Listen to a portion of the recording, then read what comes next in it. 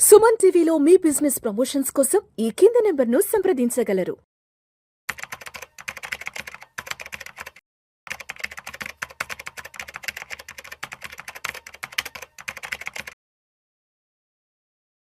రామచంద్రమూర్తి గారు నమస్తే సార్. నమస్తే విష్ణు గారు. రామచంద్రమూర్తి గారు ఒక 2-3 రోజుల నుంచి ఒక 2 వార్తలు దలాల్ స్ట్రీట్లో ప్రధానంగా డిస్కషన్లోకి వచ్చాయి. మన న్యూస్ వార్తల్లో కూడా ఒకటి వచ్చేసి సెబీకి ఎన్ఎస్సి 715 కోట్ల చెల్లింపు ఒకటి, తర్వాత డాబర్ ఉత్పత్తులకు సంబంధించిన అంశం కూడా ఈ రెండు ప్రధానంగా డిస్కషన్ రావడం జరిగింది.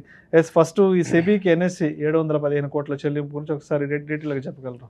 యాక్చువల్గా అసలు సెబీ ఎప్పుడో ఈ ఎన్ఎస్సి పబ్లిక్ ఇష్యూకి వద్దాం అనుకుని ఎప్పుడో ఉంది. అయితే ఈ ఎన్ఎస్సి 2 ఇష్యూస్ని చాలా ప్రాబ్లం ఫేస్ చేస్తుంది.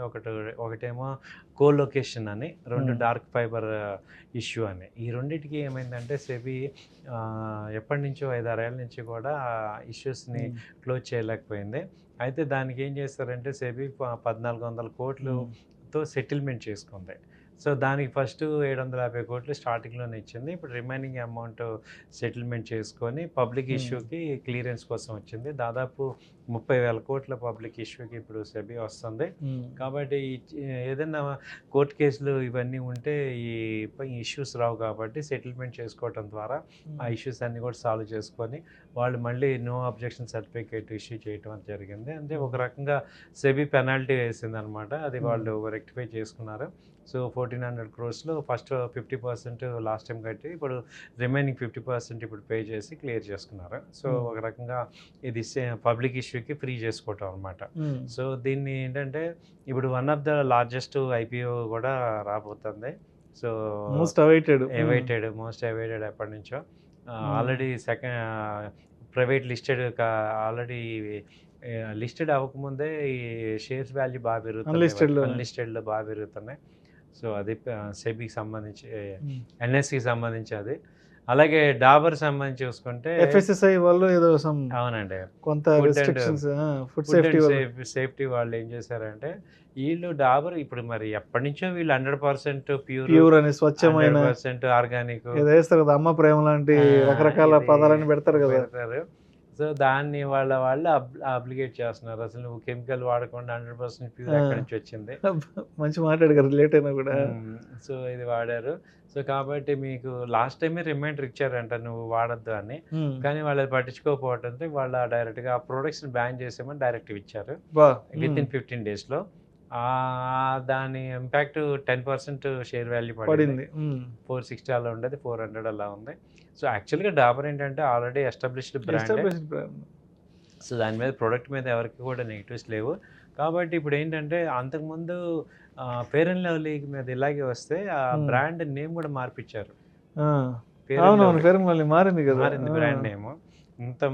సో వాళ్ళు ఏంటంటే కొంచెం ఎఫ్ఎస్ఎస్ సీరియస్గానే ఇన్స్పెక్ట్ చేస్తుంది దాన్ని. సో ఇప్పుడు డాబర్ని కూడా వీళ్ళు కంపల్సరీ కెమికల్ అనేది యాడ్ చేయాల్సిందే అనే స్టేజ్కి వచ్చారు. అప్పట్లో నెస్లే ప్రోడక్ట్స్ మీద కూడా కొంత వచ్చింది. సో ఇండియన్ ఎఫ్ఎస్ఎస్ఏ ఇంకా సీరియస్గానే ఫుడ్ అండ్ డ్రగ్ కమిషన్ ఇవన్నీ కూడా మెజర్స్ తీసుకుంటున్నారు. ఏ కంపెనీని కూడా ఉపేక్షించట్లేదు అనేది అర్థమవుతుంది. సో ఎవరైనా అంటే ఇంతకుముందు కంపెనీలన్నీ గవర్నమెంట్ ఇన్ఫ్లుయెన్స్ చేసి ఒక రకంగా వాళ్ళు కొంత బయటపడేవాళ్ళు, ఇలాంటి ఇబ్బందులు వచ్చినప్పుడు బయటపడేవాళ్ళు. ఇవాళ ఏమీ కూడా వర్కౌట్ అవ్వట్లేదు అనేది అర్థమవుతుంది. సో అంటే డాబర్ కానీ ఇప్పుడు గోద్రేజ్ కన్జ్యూమర్ కానీ ఇవన్నీ చాలా ఎస్టాబ్లిష్డ్ బ్రాండ్స్ అయినా కానీ వాళ్ళు కూడా నామ్స్ కంపల్సరీ ఫాలో అవ్వాలి అనేది ఈ విషయాన్ని క్లియర్ చేస్తున్నాయి. సో అయితే ఇప్పుడు అంటే డాబర్కి సంబంధించిన న్యూస్ వచ్చినప్పటి నుంచి ఆల్రెడీ ఈ కంపెనీస్లో ఇన్వెస్ట్ చేసిన వాళ్ళు ఎవరైతే ఉన్నారో మన వీడియోస్ కింద చాలామంది అడుగుతున్నారు, ఏంటి ఇప్పుడు డాబర్ పరిస్థితి ఏంది, షేర్ ప్రైస్ ఏంది, ఎగ్జిట్ అవ్వాలా లేదంటే హోల్డ్ చేసి పెట్టుకోవాలంటే కొంత డైలమా నడుస్తుంది ఒక 3-4 డేస్ నుంచి. సో దానికి మీరేం చెప్తారు?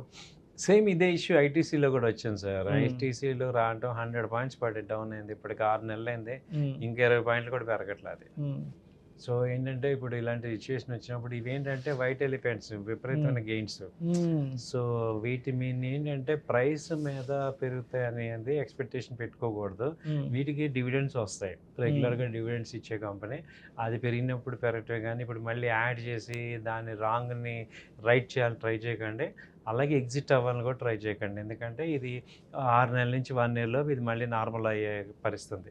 ఇమ్మీడియట్‌గా 10 రోజుల్లో 20 రోజులు అయితే సాల్వ్ కాదు. కానీ వాళ్ళు ఏంటంటే ఆల్టర్నేటివ్గా ఇది ఇండియాలో లార్జెస్ట్ బిగ్గెస్ట్ బ్రాండ్ కాబట్టి వాళ్ళు మళ్ళీ తట్టుకొని దానికి తగ్గట్టుగా అమెండ్మెంట్స్ చేసుకొని ప్రోడక్ట్ రిలీజ్ చేసుకోగలరు. సేల్స్ మీద పెద్ద ఎఫెక్ట్ ఉండదు దీని ఇంపాక్ట్. అంటే ఇది కస్టమర్స్ వైపు నుంచి వచ్చిన ఇబ్బంది ఏం కాదు కదా. ప్రోడక్ట్ కొనేవాడు ఆ లేబుల్ చూడడం అంత. ఇంకోటి ఏంటంటే ఎక్కువ మంది అన్ఎడ్యుకేటెడ్ రీటైల్ ఎక్కువ మంది ఉంటారు. ఈవెన్ ఎడ్యుకేటెడ్ కూడా ఏదో ఒక నేషన్ చూస్తాము ఏమంటే ఆ ప్రోడక్ట్ మీద ఆ నమ్మకం ఉంది. ఇప్పుడు వాడు 100% ప్యూర్ అనకపోయినా మనం ఓకే బాగుంది కదా అని మనం తీసుకుంటాం. జస్ట్ ఒక రిమార్క్ అంతే, కానీ అదేమి కంపెనీని ఇమేజ్ని డ్యామేజ్ చేసే అంత రిమార్క్ కాదు. కాబట్టి మళ్ళీ రికవర్ అవుతుంది. కొంత షార్టర్ పడుతుంది, 2-3 మంత్స్ టైం పడుతుంది. Right sir. Thank you sir. Thank you so much thank you. Rajamurthy గారు. Thank you.